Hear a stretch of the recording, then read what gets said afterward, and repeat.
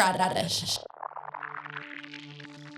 Welcome to Rad-Ish, the podcast where we spotlight people who shape counterculture and champion alternative ways of living through their passions. I have the honor today to be sat with Dan and Antonia from Desering, a community kitchen, public space, and activist hub all in one. Operating across 2 locations, along with a fine dining restaurant, the kitchen serves more than 2,500 meals, 7 days a week, starting from a donation of only €2.50. As a public space, Desering offers their locations for free to those looking to organize anything from techno parties to consent workshops or lectures about climate change. Behind their mouth-watering community dinners, beautiful locations in West and Central, and vibrant activist program lies a goal: to rebuild the foundations for a strong working class and leftist movement, rebuild communities, and help people through tangible support. Dan, Antonia, thank you for joining us. Would you be able to introduce yourselves and let us know your roles at Desering? Yeah, for sure.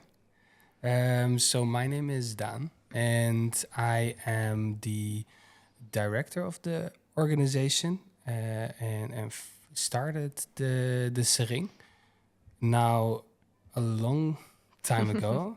Always when I think, it's 6-7 years ago. Oh. Yeah. But in its legal modern form, it's 4 years old. Yeah. And that, what do?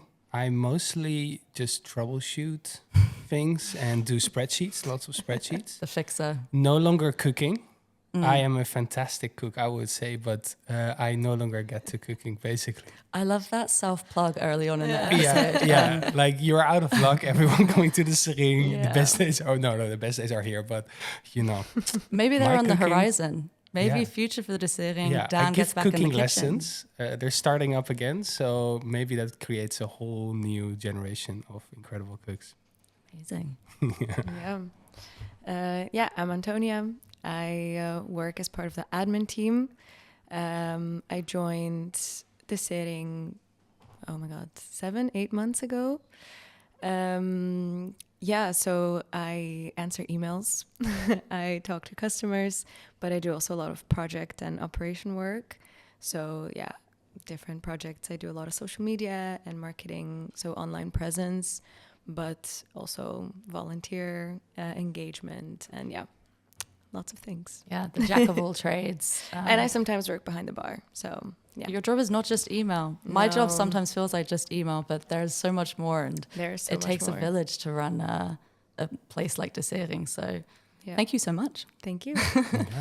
Then I did want to do a little blast from the past. Like, how did Desering come about? What's the origin story? Yeah, in the prep just now, I was saying that any of these questions could be a whole episode. And this is for sure, this could be a whole episode for sure. This is number 1. We're going to have sequels. Because there is so many different phases throughout time of experimenting and trying things out. But the origin is its theory of change. It's the idea that to rebuild indeed a strong leftist movement, we would need to rebuild the facilities that allow such a leftist movement to come into being and to exist. And how do you even start on such a grand thing? So, I look back to early leftist movements that built vast networks of schools and hospitals and housing co-ops and all this kind of stuff. Which all slowly started to disappear from the 60s onwards. And I looked at that movement, this older movement that was worldwide and massive, that had disappeared. And I felt that the collapse of this had come with the collapse of communities with these vast resources, all these projects that they had been running. Mm-hmm. And it was like, well, let's try and restart it. Stop thinking for a while.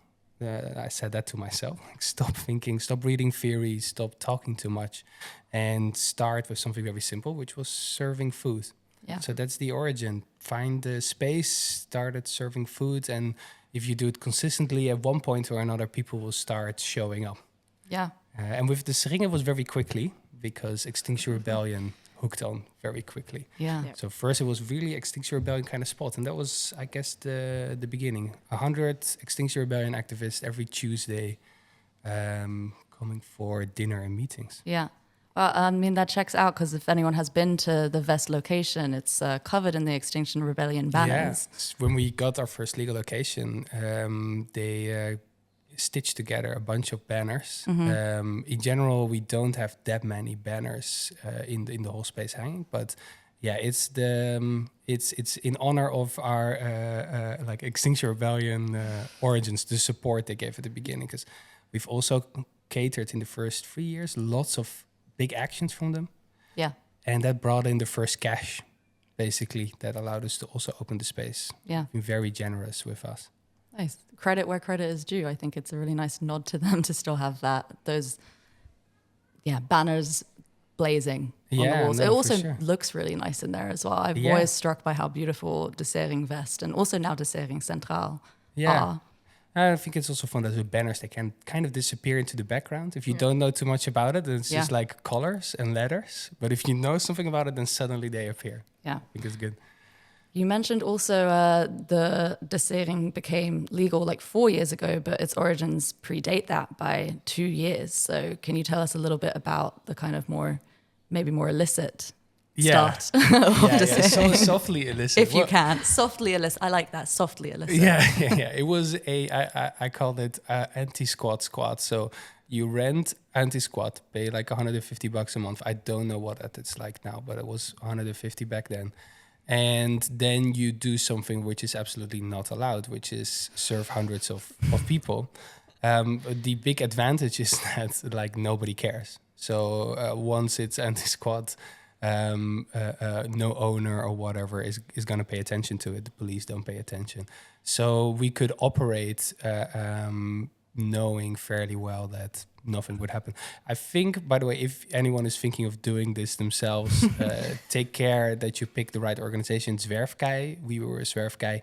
They are like, there is a lot of criticism of anti-squat, and that's right, for sure. Zwerfkei, I think, is one of the more okay-ish people. They're old hippies, in fact. Yeah. They were pretty okay about it. I think others might be quite... Like, in theory, there was a $20,000 fine if we were found out. It was a risk. There was a big risk, but in the end, it turned out there was no risk, and the Zwerfkei people were fine and so forth.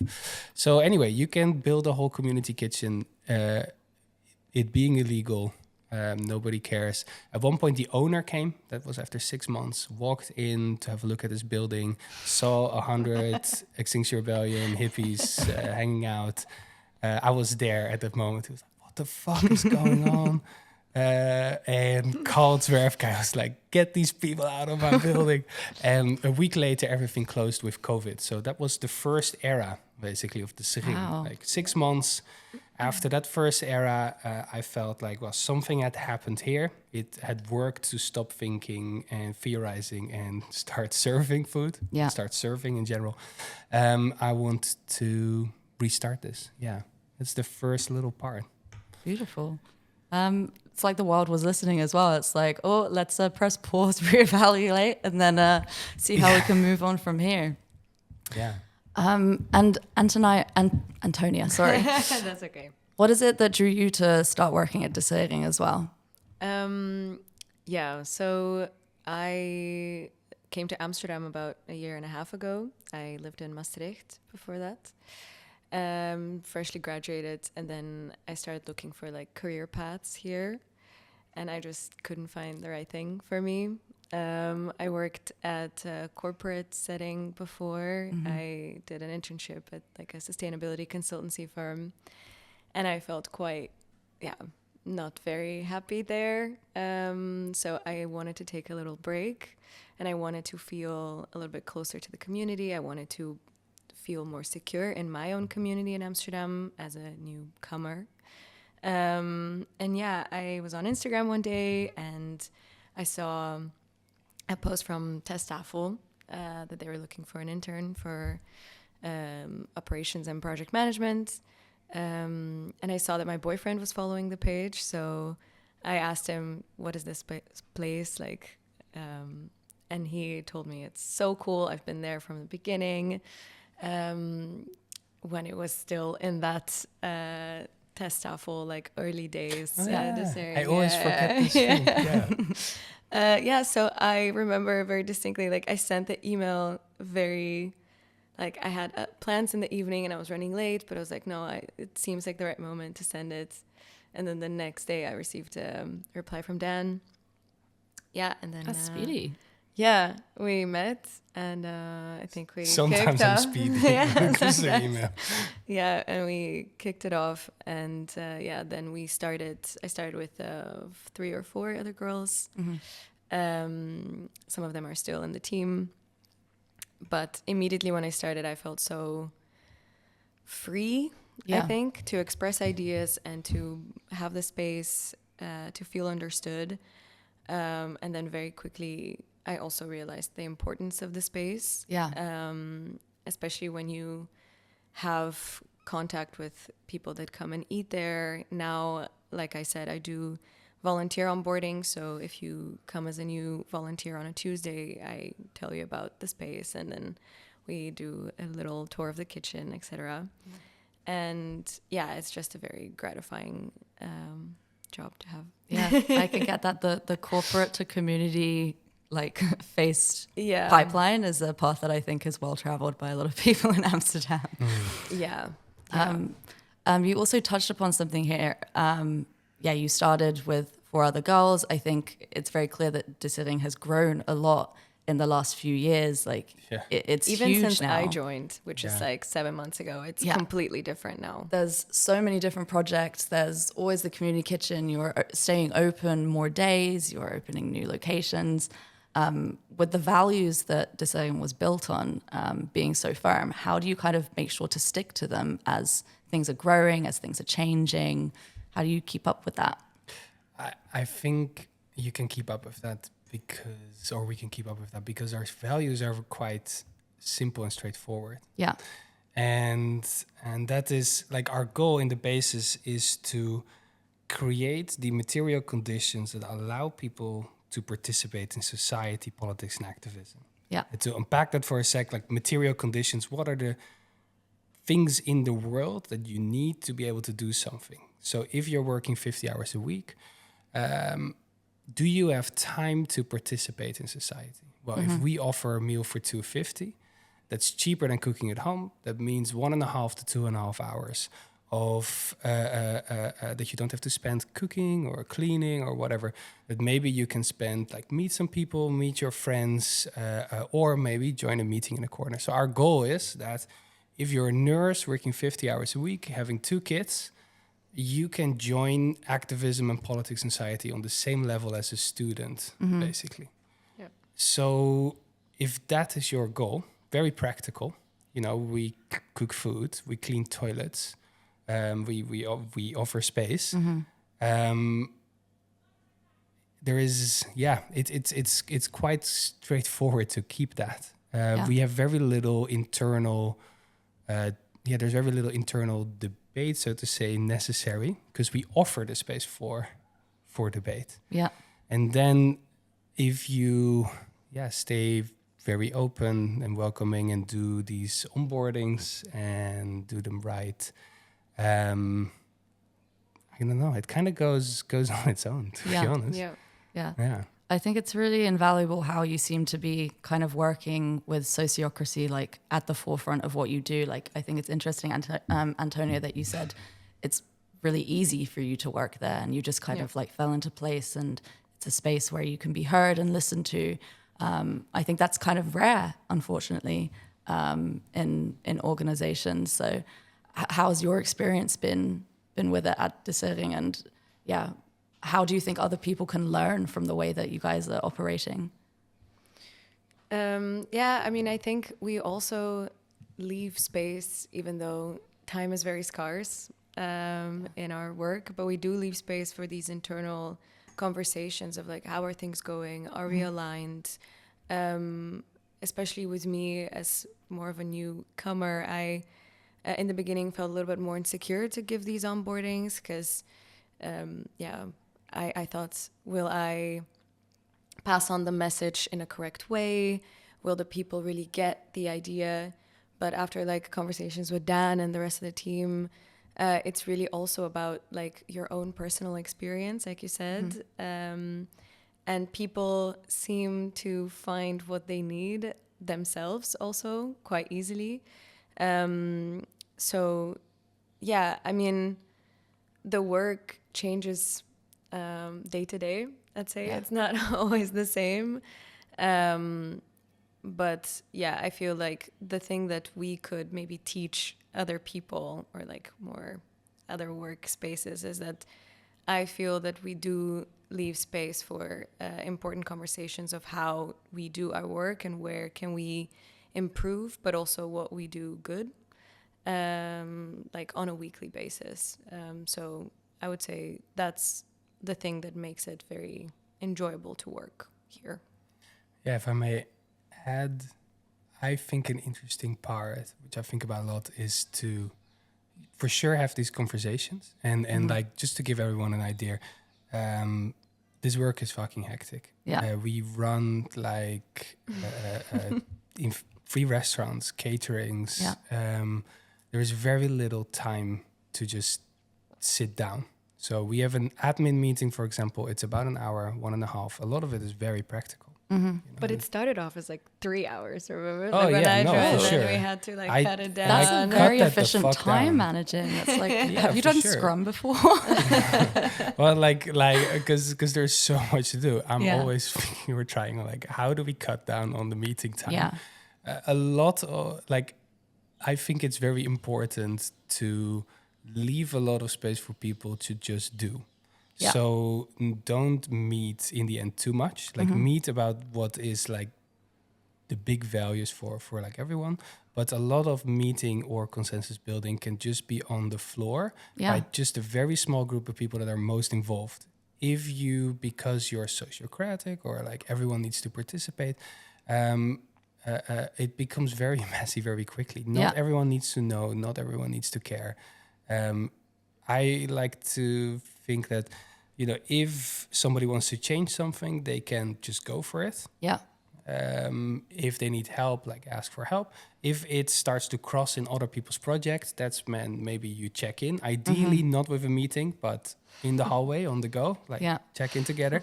If it affects our ability to financially survive, that's when maybe we need to have like a larger conversation. So Yeah. like changing the donation range or something like that, we need to do some deep planning. But Yeah. if you want to paint a wall a different color, it's a very simple example. Sometimes just a bunch of volunteers come in and they paint a wall a different color. Like, and if you're highly educated, you sometimes maybe have a tendency to over manage, to be part of the professional managerial class. But then in an activist space, it's hard. But you know, let it go and let the chaos sometimes reign, like a little bit. No, I'm very anti micromanage. I think it's the death of all progress. It's really, and can be really frustrating. Sometimes you need to have people and those conversations where you're deciding things together. Yeah, you need to take that time. But I really like this do mentality. Like, Antonia, you were also saying that you were thinking like, oh, can I do this? You're a bit hesitant about it. But then just by doing it is how you learn. It is how you grow. Sure. And you can always fix things. Yeah. And sometimes it's like, you know, when somebody tries something out, it won't be the best. But that's perfectly like fine. It's better that it happens. I think that's a big one. I think many people in our space, that people that try to do this kind of projects, we're perfectionists, we care a lot. Yeah. It's important to sometimes stop caring, or like care to only like a certain extent, to be realistic about your care. Because one, often people are burning themselves out. And two, they stop other people from creating because it's not up to the standard or where it should be. Yeah. Basically. Yeah, so setting the right boundaries for yourself as well so that you can continue Yes. this work. I mean, it is so intensive that you need to be able to at least clock out every now and then and also For just sure. enjoy the fruits of what Desering has to offer. Yeah, that's my weak spot for sure. Yeah. What do you enjoy most about Desering actually? I always think, I have the biggest feeling of satisfaction the moment somebody gets to a level of control or responsibility or understanding. Like this mix, the moment you look over and you see that somebody already fully gets it, and there's nothing I can say that can add to it or whatever. That's a moment that there is a part of my brain that shuts off, and I can focus on other problems, which is really great. And also this feeling like, the biggest thing for me is like, this is some real growth. Capitalism in society out there, like highly controls every movement in work, also in academics and so forth. Like, you have very little agency and control. And it takes sometimes quite a while for people that come to work or help out at this thing to get out of that. It's one of the hardest things, I think. Like, you can say many times to people, like, if you want to change something, go for it. And I've seen it take years for people to really integrate that. And when that happens, that's fantastic. Beautiful.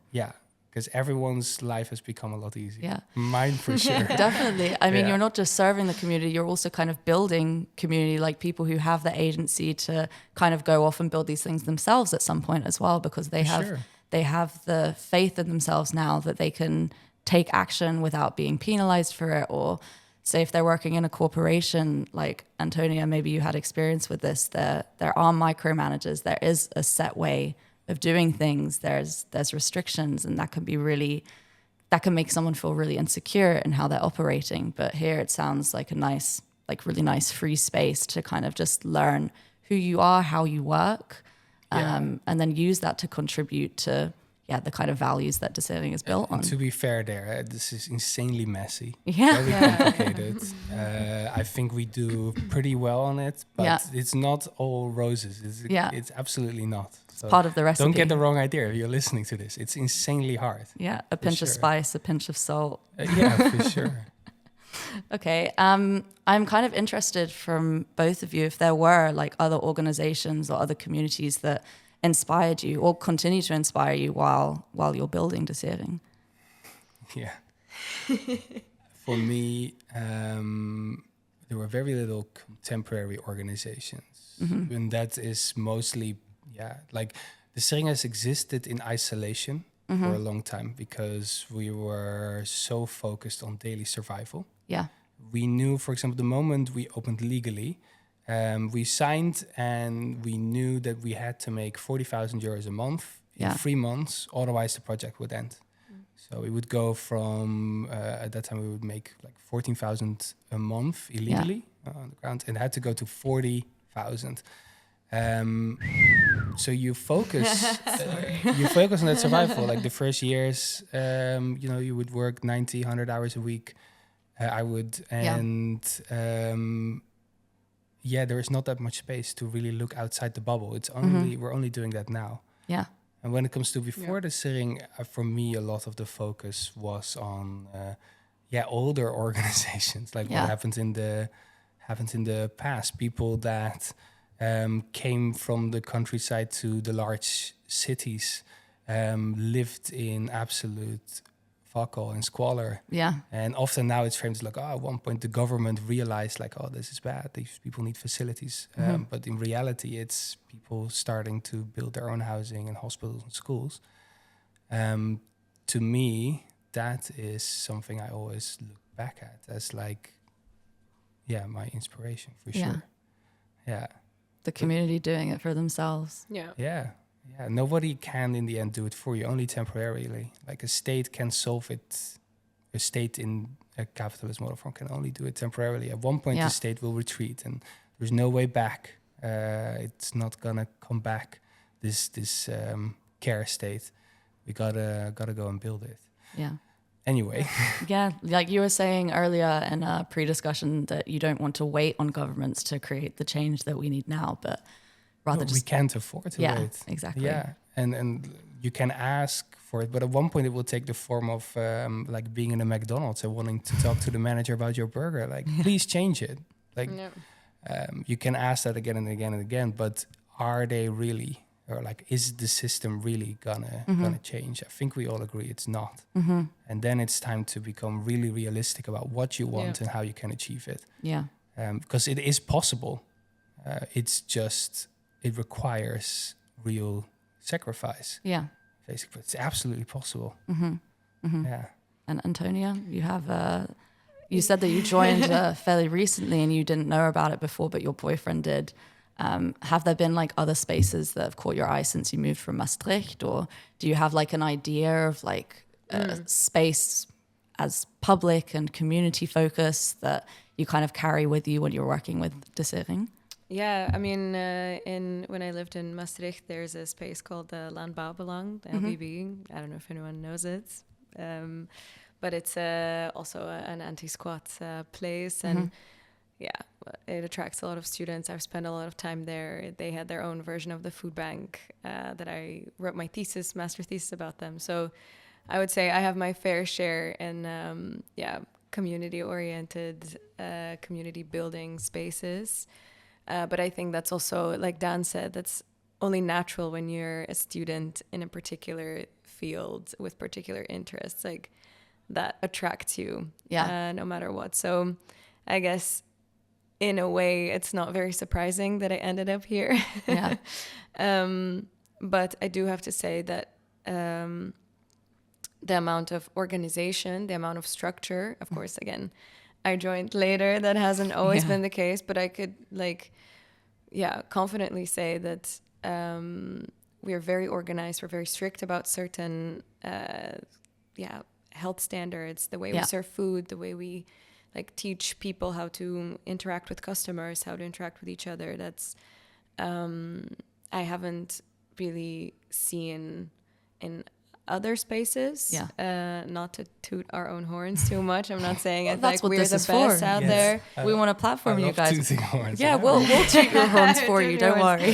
No, and I also mean it in a sense that it is possible. And like Dan said, it's not very easy, but there are ways to do it. So I would say I also get quite inspired by other people that want to collaborate with us, like you, for instance, or we have so many students that want to film a documentary with us or things like that. And then I think it's a really like a wake up moment of you're doing something that people want to spread the word because they want to see it duplicated in other cities, other countries. Yeah. Beautiful. I think speaking about other organizations, now might be a good time to talk about the new project that you've launched, where you are sometimes working with other community drivers, other organizations, and that's the Nu West Verbindt project. Would you like to talk about that a little bit? Yeah, I can talk about it. I'm involved with it. I help with the communications of it. So one of our colleagues, Bea, she applied for this grant from the gemeente. So it's about strengthening the Nu West community, because it's also the one with a lot of people with migrant or asylum seeker backgrounds that live there. So we collaborate with 3 NGOs, A Beautiful Mess, Eigenwijks, and Cascoland. And they have their own Nu West community there. Their day-to-day work is also related to providing people with language courses or just community lunches or dinners, tools and ways for them to find a community, but also find a job or find housing. So we have these 3 projects. The Traveling Kitchen, where our chef Lottie goes to these places and hosts these lunches or dinners. So we give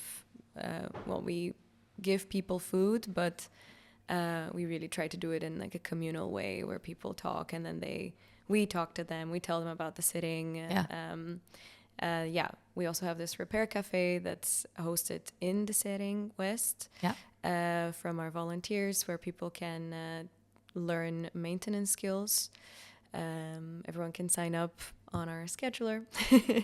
And now the cooking lessons are starting, which is like a project that Dan used to do before with the volunteering community, and now it's kind of a little bit under the umbrella of this project. But maybe you can also tell them about that.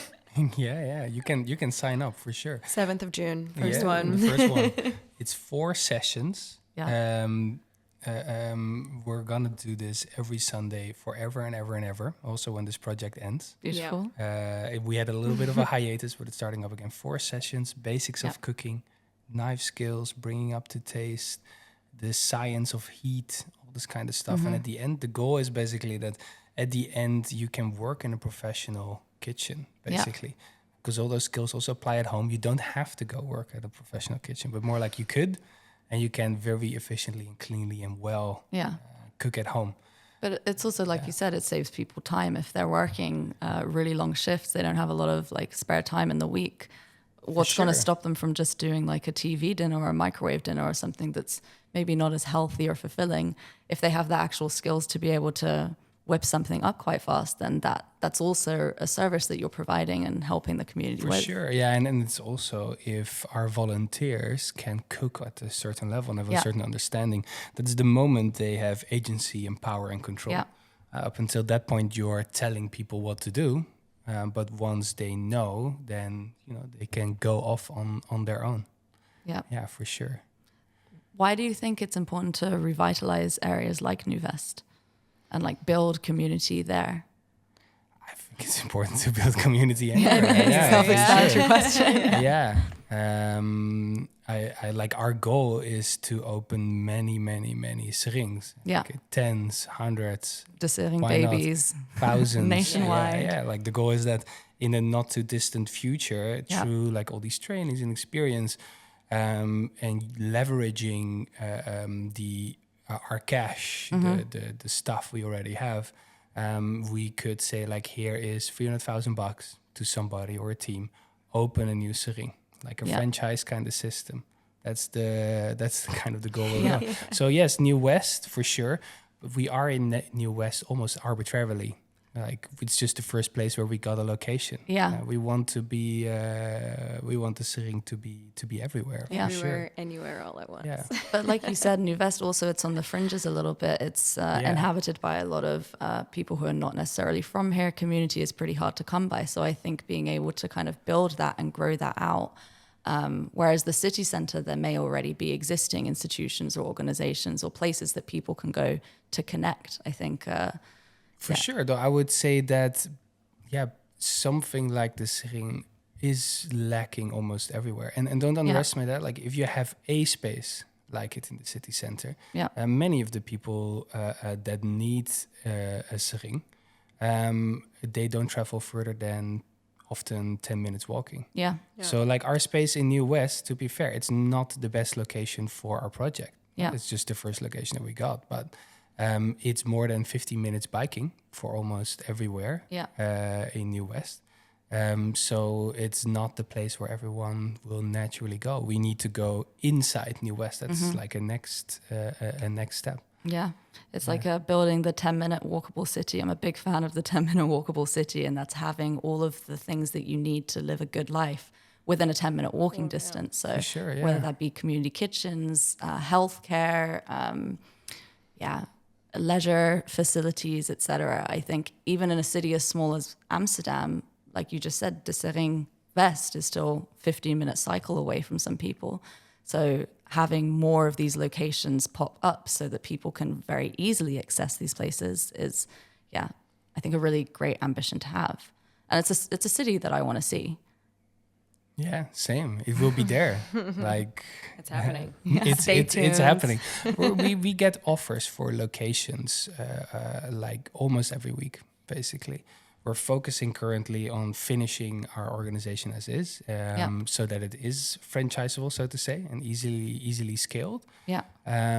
But for our model, like, now we got some funding, but we don't rely on funding. This funding is a drop on a very hot plate, and it's all through selling food and drinks that we fund the whole thing. We can pay rent. We can live in this like really expensive city. It is very scalable. It's now just finishing this place up and then, building many more like it, for sure. Finishing which place up? Finishing place organization up, like what we have currently going on at Sering Centraal, so close to Central Station, and in West. Yeah, because it's really like it was a totally different setting a year ago. Yeah. 2 years ago, 3 years ago. Almost all our volunteers joined in the last like 7-8 months. When I do an onboarding, I always tell them, you're not joining anything finished. This is like a startup. Yes, it's been around for 4 years, but almost everyone you'll meet, they will have joined very, very recently. Any systems we have are very, very recent. Yeah. Yeah. Yeah. I mean, with that many spaces as well, it does take a village. So I did want to kind of ask, how many volunteers do you have? Oh, that's a good question. Yeah. Very good Is there a question. number? Very difficult. And how do you manage so many volunteers? Well, like first off, I think by working with this principle, like if you want to change something or do something, you can go for it. Yeah. Again, that sounds a lot easier than it is. Mm-hmm. A lot of people need a lot of help to do whatever they just want to some do. handhold. I definitely need decision making for me. I'm like, oof. But once you've done like a couple of times, Yeah, you build the couple of projects, yeah, for sure. It's about I think it's 1,400 people in the scheduler currently. So we have our own scheduling app by the Tech saw Circle. it earlier. Kudos on that. As someone who project managed in the past, I loved it. Yeah, it no, was so it's organized a group and of volunteers, the beautiful. Tech Circle, Yeah. that have built it. The Tech Circle. Yeah, the Yeah. Tech Circle. They Beautiful. do. You can join it. Yeah, you can do it. Oh, not for me. I think Yeah. I belong more in the kitchen than anywhere else. They build the website. They've built the scheduler. Yeah. They're growing as a group because it's also quite recent that they are really a group. Yeah. And we'll take on more projects. But I think that on a weekly basis, we're in the neighborhood of between 150 to 200 volunteers, depending on the week. The biggest by far is Sunday. There's 50, 60 volunteers doing stuff on Sundays. And then there's about 60 people on contract, one way or the other. It's sometimes mad. Like I'm in the office, look at like the scheduler, look at a day, and like, oh fuck, there were 64 people volunteering, serving food, repairing, working throughout the day, which is It's not a village anymore. This is like a whole city. yeah, for sure. Yeah. It's this always gets me also like a lot when I really like think about it. Yeah. So building something like this, even if you're with a lot of people in like the early stages, sometimes it can feel all so far away. And it really is here more and more. Yeah, it's very present, but you just got to keep moving. I mean, if I stop and try and perceive what I'm doing sometimes, I'm like, oh, that's overwhelming. There's a lot going on, but you just have to like kind of push through and continue, right? Yeah, for sure. What is the best way for people to get involved? If you had to do like a little volunteer drive message right now, what would you say to people? Do an onboarding. Do an onboarding. yeah. So we have Antonia's here. onboardings. Yeah, well, you can do it with me or with Dan or with Nick. We try to also do it on more days. I think the onboarding is such a nice way for you to feel welcomed in the community, because also we take really good care, or we try to take really good care of our volunteers, because at least for me, when I give the onboardings, I want them to know that we don't look at them as tools, as like, you're here to do something for us. It's very important that they get what they want, need out of our space as well. As well as some delicious soup and delicious delicious soup or a friend. And I think it's so nice to see people finding their own, what they like at the sitting. Some people are really there for the community, to make friends. Some people are really there to learn a skill. Some people want to just disassociate from their 9 to 5 and just want to chop undisturbed for 3 hours. Oh, beautiful. Kind of like ASMR kitchen experience. It's all possible. I've seen some people heal through dishes, for sure.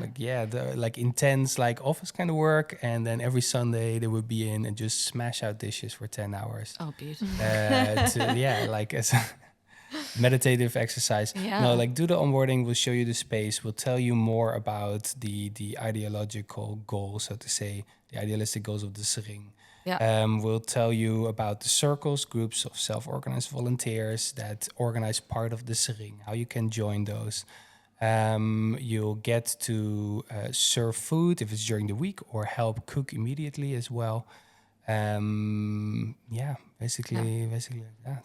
Yeah, I think also it's a good reminder that it's not just like the food space. There's a lot of programming and events that you guys host as well. So I think just to list a little bit some recent things that you have going on or coming up: the Testtafel fermentation workshop and cooking class, Klimatborrel, Queer Art Club, Sketch and Cake, Stem Cell Donor Swab event, pop-up kitchens, Flinter Forward Film Night, fundraisers, etc. It really is a chameleon of a space. And I imagine a lot of the volunteers are also kind of initiating some projects. Do you get that a lot as well? For sure. I think it's very important to say and to really understand that we're facilitating space. So there's a couple of things we organize when it comes to public programming.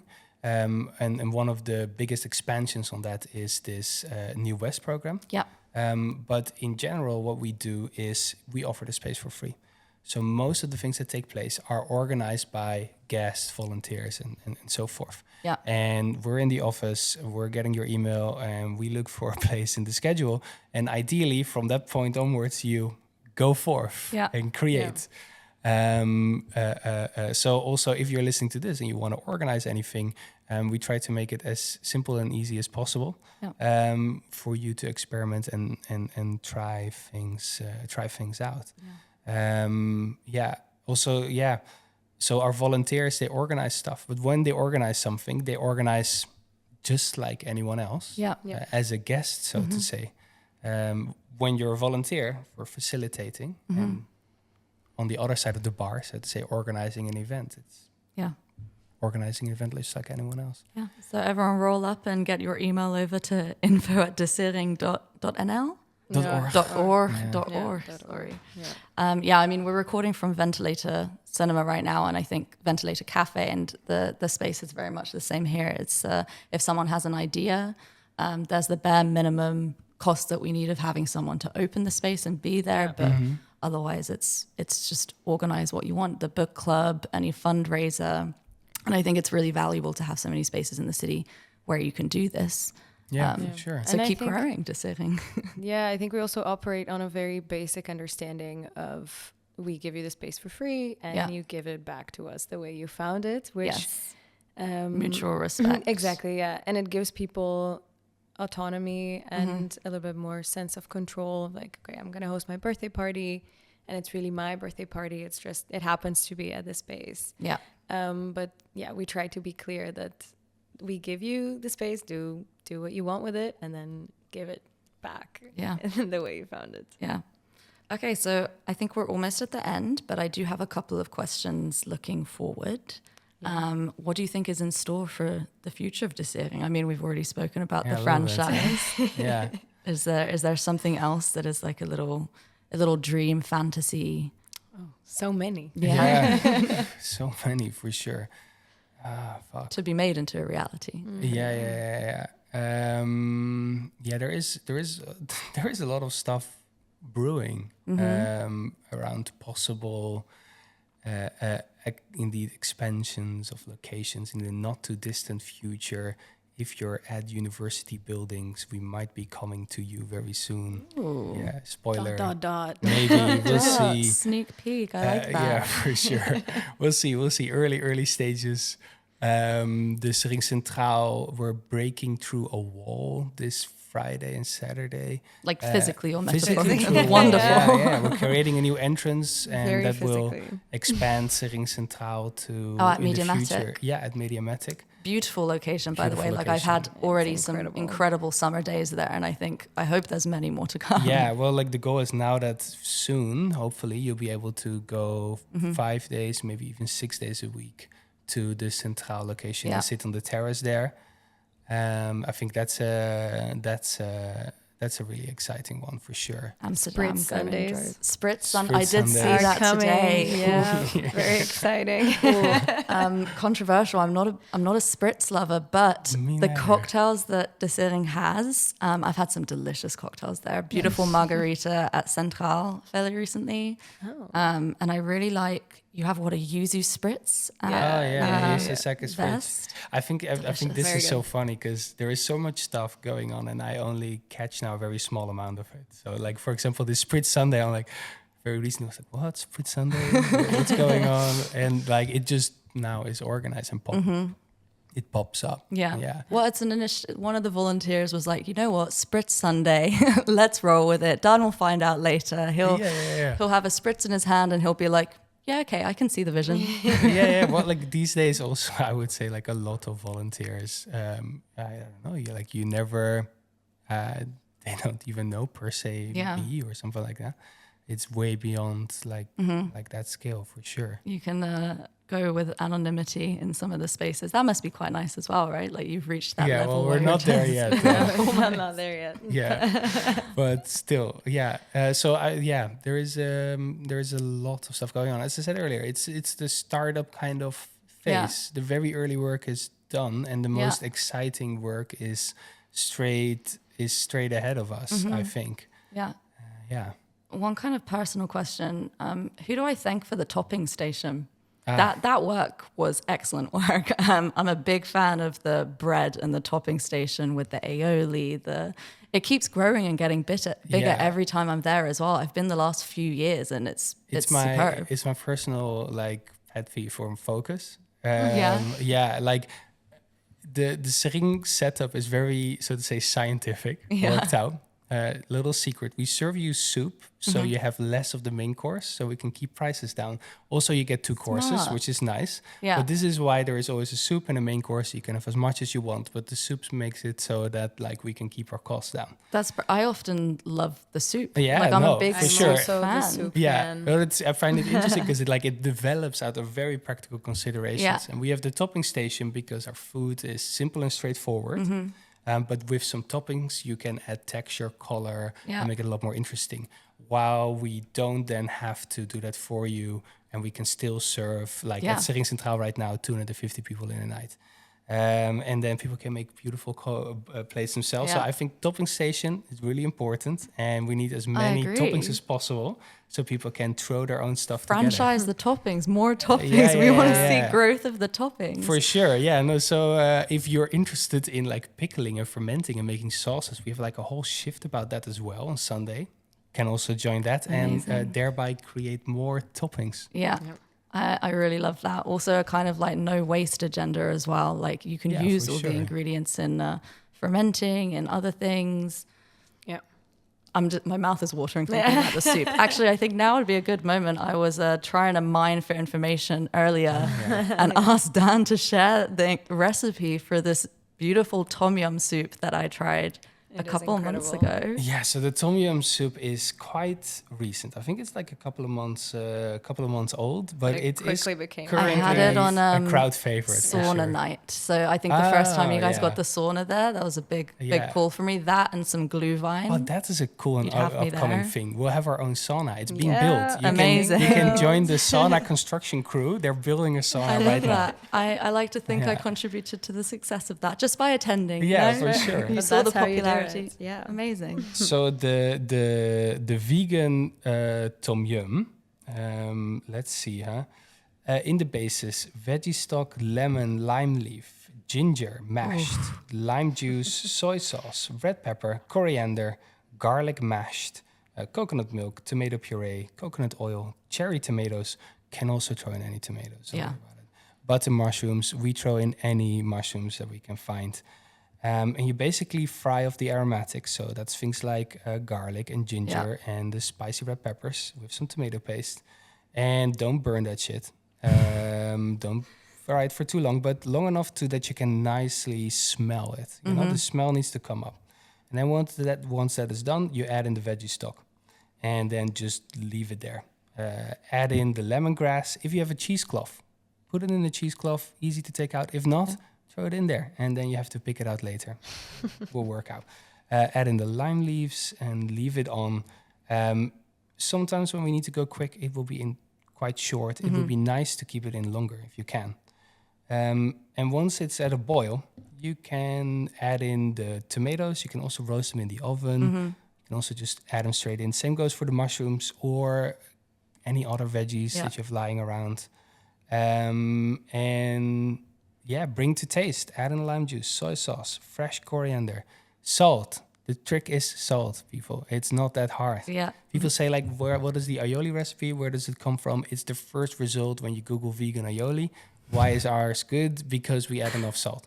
Well, that's I love this information sharing and also ending every episode with a recipe. Maybe that's something that we have to take forward. For sure. Yeah. My stomach is rumbling though. So, okay, I do have one more question that we ask every single one of our guests, and it can be our kind of like period on the episode because we've gone quite long now. Thank you for your time. Thank you. And what is something that you would change to make a better future?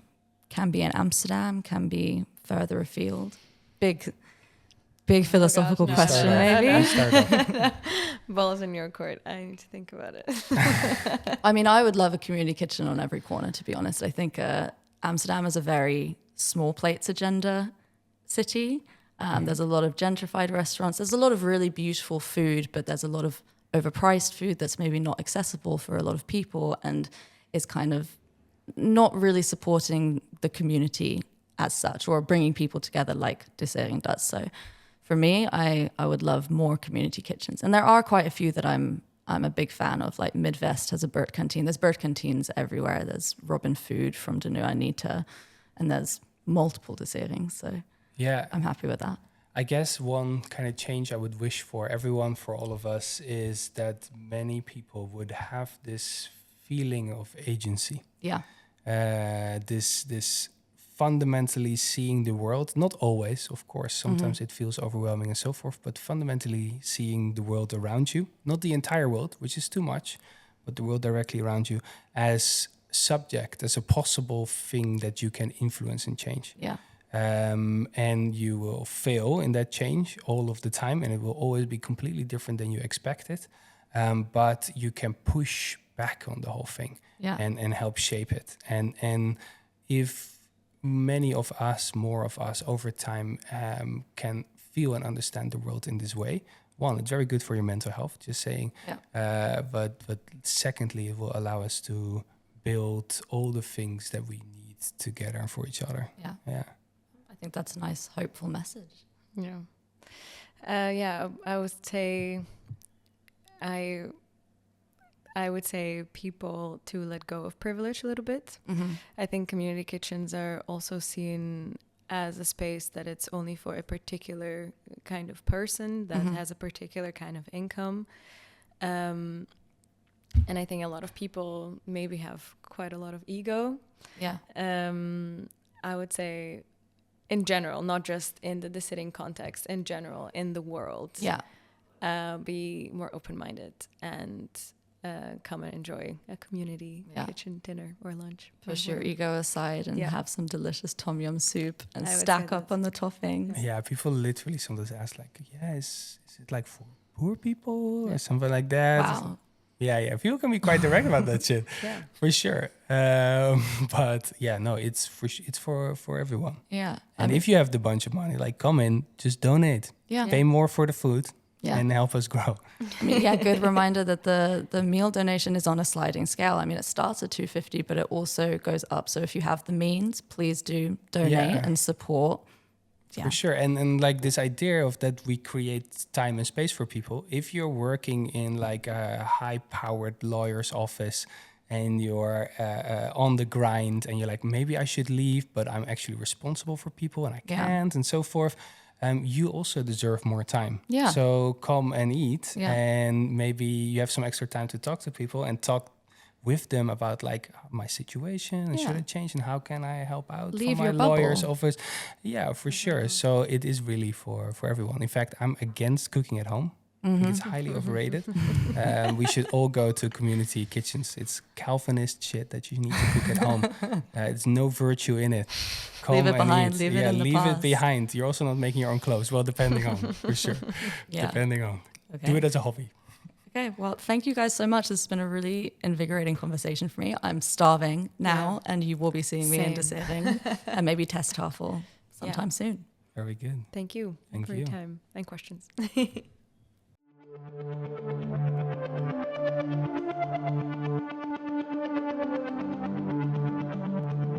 Rad-Ish.